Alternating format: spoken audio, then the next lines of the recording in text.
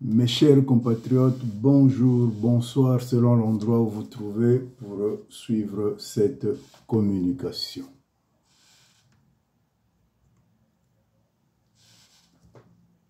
Je suis Armand Monziono, Boutelezi, Buchindi Bobucheleka, Boavindu Munabangungu, Wakara Mukwenda Nkukirika, Jean le Baptiste, Kuluchabonga Munzwaku, Kubwaku Telama. La communication d'aujourd'hui s'intitule « Victoire de la diaspora congolaise militante contre la législation française ». Depuis un certain temps, un groupe de menteurs profito-situationnistes qui se prennent pour des incontournables de la politique, malheureusement, ces derniers ne sont en fait que des inhibiteurs du combat politique sur la place de Paris avec la complicité des pseudo-opposants tels que Clément Mirassa, ancien président du FROCAD, une plateforme politique qui n'attend que la période électorale pour faire cocorico et laisser le souverain premier à quai et prend le peuple souverain pour dindon de la farce.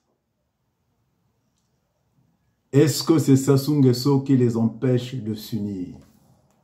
Il est à relever que le peuple congolais demeure en danger permanent face à ces mythomanes de tout genre, incapables de se mettre en harmonie avec eux-mêmes, avec leur conscience. On ne peut prêcher une chose et faire son contraire. Ils sont dans le déni de la réalité. Partout où les batailles ont été gagnées, tout s'est fait à l'unisson. C'est le principe directeur de toute bataille politique. Le reste n'est que diversion. Même quand ils sont confrontés à la vérité, tout est faux chez eux. Ils conspirent contre le peuple, animent la pagaille sur la place de Paris.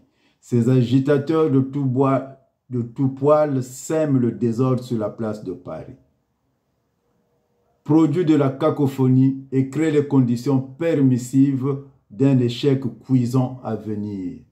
Car rien ne s'obtiendra si les forces ne sont pas agrégées, malgré le grand tintamarre de Mirassa et de Faye, Monama. Le malheur des Congolais, c'est d'aimer les pécheurs en eau trouble, ces personnes incontrôlables et perdues qui font dans l'éclat. Avec eux, nous avions déjà un avant-goût de la presse Sassou Nguesso.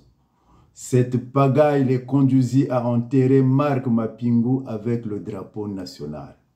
Certes, c'est une victoire d'obtenir la libération d'un individu quel qu'il soit, tombé dans les fourches godines de la police, mais il n'y a pas matière à se gargariser, parce qu'aucune bataille politique n'a jamais été gagnée et aucune bataille à venir ne laisse espérer. A-t-on arraché des mains de Sassou Nguesso la révision des listes électorales? A-t-on mis en place un plan de libération de Moukoko et Okombi, malgré les déclarations péremptoires des uns et des autres, notamment de Guy Mafimba, qui navigue dans tous les sites? Tous ces baroudeurs participent de la tambouille. Il est à notifier que hier, cette diaspora a chanté à tue-tête la chanson du remaniement du gouvernement, voulant coûte que coûte la tête du premier ministre Koliné Makosso. Est-ce que le départ de Koliné Makosso constitue une fin en soi? Et voilà maintenant que la petite résistance s'extasie à politiser une affaire administrative au point de créer des héros fictifs. S'il veut devenir un héros, Faye Monama devra s'amender. Pour s'amender, il devra se conformer à une discipline de groupe. Et c'est comme ça qu'il sera plus utile.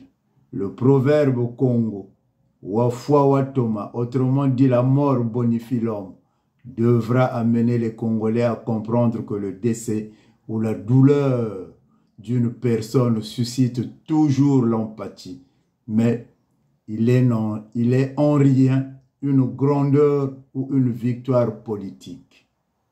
Arma manziono butelezi buchindwa bucheleka bwa vindu munabangungu wa kalamu kwenda nkukirika. Jean le Baptiste kulucha bonga munzwaku kubwa kutelama. C'est par là que je finis ma communication.